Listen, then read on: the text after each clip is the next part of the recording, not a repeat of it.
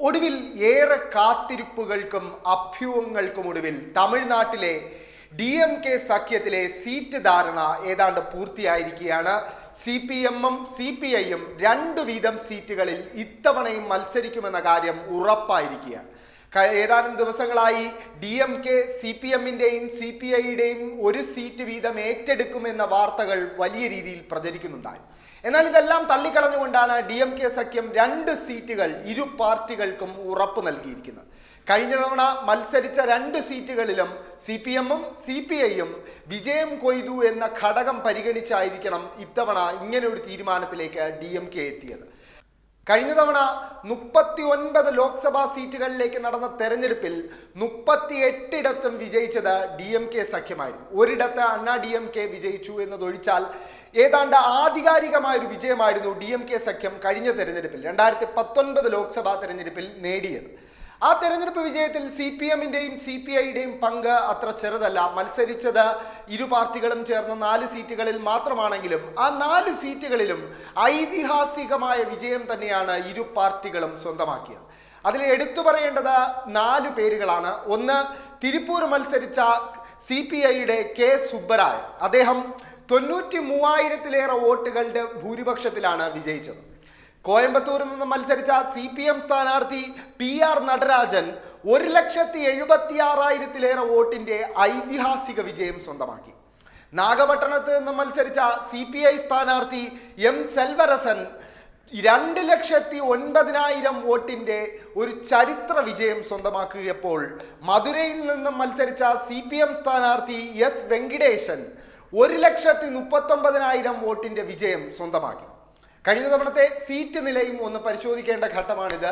കഴിഞ്ഞ തവണ DMK സഖ്യത്തിന്റെ കാര്യം എടുക്കുകയാണെങ്കിൽ 39 ലോക്സഭാ സീറ്റുകളിൽ 20 ഇടത്തും മത്സരിച്ചത് DMK ആയിരുന്നു. DMK മത്സരിച്ച 20 സീറ്റുകളിലും വിജയിച്ചപ്പോൾ 9 ഇടത്ത് മത്സരിച്ച കോൺഗ്രസിന് 8 ഇടത്ത് വിജയിക്കാൻ മാത്രമേ സാധിച്ചുള്ളൂ.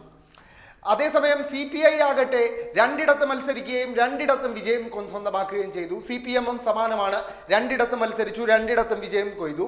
VCK എന്നൊരു ദളിത് പാർട്ടി, വിടുതലൈ ചിരുത്തൈ കക്ഷി എന്നൊരു ദളിത് പാർട്ടി ഈ സഖ്യത്തിന്റെ ഭാഗമായുണ്ട്. അവരും 2 സീറ്റുകളിൽ മത്സരിക്കുകയും 2 സീറ്റുകളിലും വിജയം സ്വന്തമാക്കുകയും ചെയ്തു. അതോടൊപ്പം എടുത്തു പറയേണ്ട ഒരു വിജയം ഇന്ത്യൻ യൂണിയൻ മുസ്ലിം ലീഗിൻ്റെതാണ്. ഇന്ത്യൻ യൂണിയൻ മുസ്ലിം ലീഗ് ഇന്ത്യ സഖ്യത്തിന്റെ ഭാഗമെന്ന നിലയിൽ DMK സഖ്യത്തിന്റെയും ഭാഗമാണ് തമിഴ്നാട്ടിൽ.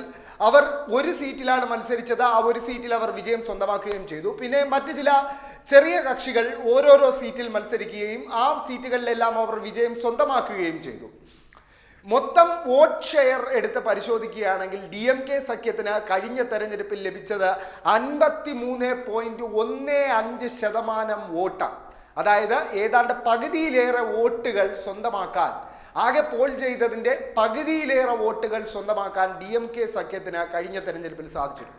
കഴിഞ്ഞ തെരഞ്ഞെടുപ്പിൽ AIDMK-യും BJP-യും പട്ടാണി മക്കൾ കക്ഷിയുമൊക്കെ സഖ്യത്തിലാണ് മത്സരിച്ചത്.